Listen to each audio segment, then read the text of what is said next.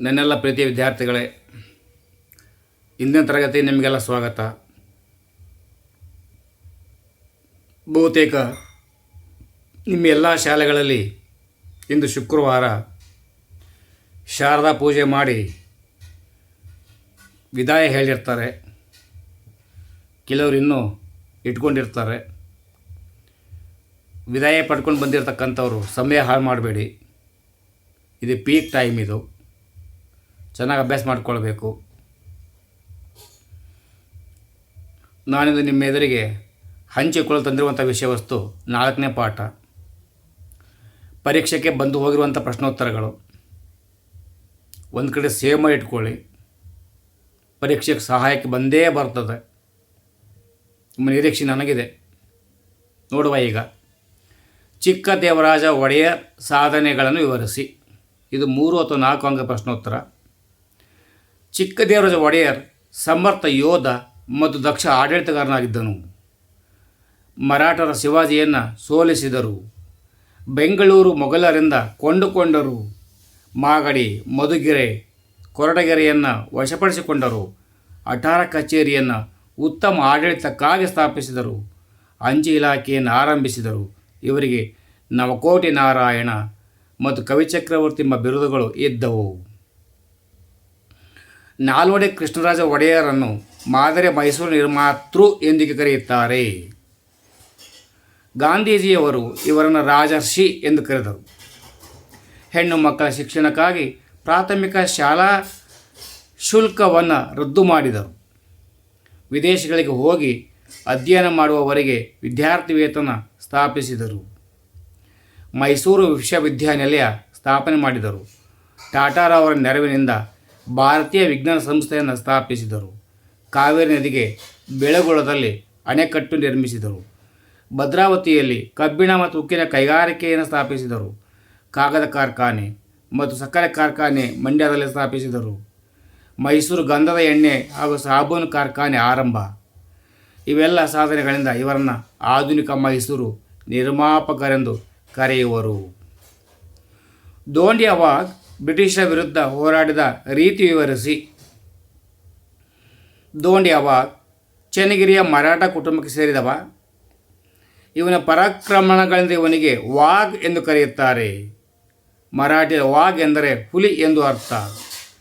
ಟಿಪ್ಪುವಿನ ಮರಣದ ನಂತರ ಸೆರೆಮನೆಯಿಂದ ಬಿಡುಗಡೆಗೊಂಡ ತನ್ನದೇ ಒಂದು ಚಿಕ್ಕ ಸೈನ್ಯ ಕಟ್ಟಿದ ದೋಂಡಿ ಅವಾಗ್. ಇವನ ಕಾರ್ಯಾಚರಣೆಯ ಸ್ಥಳಗಳು ಶಿವಮೊಗ್ಗ, ಬಿದನೂರು. ಬ್ರಿಟಿಷರು ಈತನನ್ನು ಶಿವಮೊಗ್ಗ, ಹೊನ್ನಾಳಿ ಮತ್ತು ಹರಿಹರದಲ್ಲಿ ಸೋಲಿಸಿದರು. ದೋಂಡಿಯ ಶಿಕಾರಿಪುರ ಸೋಲಿನ ನಂತರ ಗುತ್ತಿಯ ಕಡೆ ಪಲಾಯನ ಮಾಡಿದನು. ನಿಜಾಮ ಗುತ್ತಿಯ ಮೇಲೆ ದಾಳಿ ಮಾಡಿದಾಗ ಮರಾಠರ ಕಡೆಗೆ ಪಲಾಯನ ಮಾಡಿದನು. ಮರಾಠರು ಈತನನ್ನು ಸೋಲಿಸಿ ಅಪಾರ ಪ್ರಮಾಣದ ಕುದುರೆ, ಒಂಟೆ, ಶಸ್ತ್ರಗಳನ್ನು ವಶಪಡಿಸಿಕೊಂಡರು. ಶಿಕಾರಿಪುರದ ಮೇಲೆ ಮತ್ತೆ ದಾಳಿ ಬ್ರಿಟಿಷರನ್ನು ಚೆದರುವಂತೆ ಮಾಡಿದನು. ತುಂಗಭದ್ರಾ ಮತ್ತು ಮಲಬಾರ್ ತೀರದಲ್ಲಿ ನಿರ್ಭೀತಿಯನ್ನು ಚಲಿಸುತ್ತಿದ್ದ ಈತನನ್ನು ಬಂಧಿಸಿ ಕೊನಗಲ್ನಲ್ಲಿ ಗಲ್ಲಿಗೇರಿಸಲಾಯಿತು. ಆತ್ಮೀಯರೇ, ನೀವುಗಳೇನಾದರೂ ಶಿಕಾರಿಪುರಕ್ಕೆ ಹೋಗಿದ್ದೇ ಆದರೆ ಹುಚ್ಚರಾಯಿ ಸ್ವಾಮಿ ದೇವಸ್ಥಾನದಲ್ಲಿ ದೋಂಡಿ ಅವಾಗ್ ಅಂದು ಯುದ್ಧದಲ್ಲಿ ಬಳಸಿರ್ತಕ್ಕಂಥ ಕತ್ತಿ, ಖಡ್ಗ, ಕೈ ವರಸೆಗಳನ್ನು ಅವರು ತಿಜೂರಿಲಿಟ್ಟಿದ್ದಾರೆ. ಅಲ್ಲಿ ಅರ್ಚಕರಿಗೆ ನೀವು ವಿನಂತಿಸಿಕೊಂಡರೆ ತೋರಿಸುತ್ತಾರೆ. ಕಣ್ಪ್ರೀತಿ ನೋಡಿಕೊಳ್ಳಬಹುದು. ಸುಮಾರು 6 ಅಡಿಗೆ ಸಮಾನವಾದಂಥ ತೆಳುವಾದ ಕತ್ತಿಗಳಿವೆ. ನಾನು ಪದವಿ ಅಭ್ಯಾಸ ಮಾಡುವಾಗ ಬೆಳಗಾವಿಯಿಂದ ಬಂದು ನೋಡಿ ಖುಷಿಪಟ್ಟಿದ್ದೆ.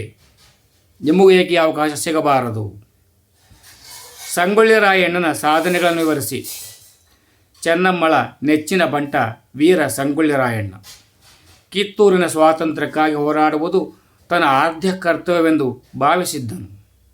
ಗುಪ್ತ ಸಭೆಗಳನ್ನು ನಡೆಸುವುದರ ಮೂಲಕ ಕಾರ್ಯಾಚರಣೆ ಕೈಗೊಂಡನು.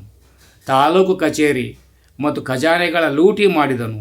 ನಂದಗಡ, ಖಾನಾಪುರ, ಸಂಬಗಾವಿ ಕಾರ್ಯಾಚರಣೆ ಸ್ಥಳಗಳು. ಈತನನ್ನು ಬಂಧಿಸಲು ಬ್ರಿಟಿಷರು ಅಮಲ್ದಾರ್ನ ಕೃಷ್ಣದೇವರಾಯನ ಸಹಾಯದಿಂದ ಮೋಸದಿಂದ ಬಂಧಿಸಿದರು. ನಂದಗಡ ಎಂಬಲ್ಲಿ ರಾಯಣ್ಣನ ಮತ್ತು ಆತನ ಸಹಚರರನ್ನು ನೇಣಿಗೇರಿಸಲಾಯಿತು. ಉತ್ತರ ಕರ್ನಾಟಕದಲ್ಲಿ ಇಂದಿಗೂ ಈತನ ಬಗ್ಗೆ ಲಾವಣಿಗಳು ಹಾಗೂ ಜನಪದ ಗೀತೆಗಳ ಮೂಲಕ ಹಾಡಿ ಹೊಗಳುತ್ತಾ ಇದ್ದಾರೆ. ಕಿತ್ತೂರು ಚೆನ್ನಮ್ಮಳ ಹೋರಾಟ ವಿವರಿಸಿ ಕಿತ್ತೂರಿನ ರಾಜ ಮಲ್ಲಸರ್ಜ ಮರಣ ಹೊಂದಿದಾಗ ಆಡಳಿತವನ್ನು ಚೆನ್ನಮ್ಮ ವಹಿಸಿಕೊಂಡಳು. ಇವಳಿಗೆ ಗಂಡು ಮಕ್ಕಳು ಇಲ್ಲದ ಕಾರಣ ದತ್ತು ಮಕ್ಕಳ ಹಕ್ಕಿಲ್ಲ ಎಂಬ ನೀತಿಯಂತೆ ರಾಜ್ಯವನ್ನು ಬ್ರಿಟಿಷರಿಗೆ ನೀಡಬೇಕಾಗಿತ್ತು. ಆದರೆ ರಾಣಿ ಚೆನ್ನಮ್ಮ ಶಿವಲಿಂಗಪ್ಪ ಎಂಬ ದತ್ತು ಮಗನನ್ನು ಪಡೆದು ಆಳ್ವಿಕೆ ಪ್ರಾರಂಭ ಮಾಡಿದಳು. ಧಾರವಾಡದ ಕಲೆಕ್ಟರ್ ತ್ಯಾಕರೆ ಕಿತ್ತೂರು ರಾಜ್ಯವನ್ನು ಕಂಪನಿಗೆ ನೀಡುವಂತೆ ಆದೇಶ ಮಾಡಿದನು. ಚೆನ್ನಮ್ಮ ಇದನ್ನು ಧಿಕ್ಕರಿಸಿ ಬ್ರಿಟಿಷರ ವಿರುದ್ಧ ಯುದ್ಧ ಮಾಡಿ ತ್ಯಾಕರಿನ ಹತ್ಯೆ ಮಾಡಿದರು. ಕಿತ್ತೂರಿನ ಮೇಲೆ ಬ್ರಿಟಿಷರು ದಾಳಿ ಮಾಡಿ ಸೋಲಿಸಿ ಚೆನ್ನಮ್ಮ ಮತ್ತು ಅವಳ ಸಹಚರರನ್ನು ಬಂಧಿಸಿದರು. ಆತ್ಮ ವಿದ್ಯಾರ್ಥಿಗಳೇ, ಒಂದೆರಡು ಬಾರಿ ಮನನ ಮಾಡಿಕೊಳ್ಳಿ, ಮಂದಟ್ಟು ಮಾಡಿಕೊಳ್ಳಿ. ಪರೀಕ್ಷೆಗೆ ಇವು ಮೇಲಿನ ಮೇಲೆ ಬಂದು ಹೋಗಿರುವಂಥ ಪ್ರಶ್ನೋತ್ತರಗಳು. ಯಾರೆಲ್ಲ ಸಬ್ಸ್ಕ್ರೈಬ್ ಮಾಡ್ಕೊಳ್ಳಿ. ನನ್ನ ಧ್ವನಿಗೆ ಬೆಂಬಲ ಸೂಚಿಸಿ. ಸರ್ವೇ ಜನೋ ಸುಖಿನೋ ಭವಂತು.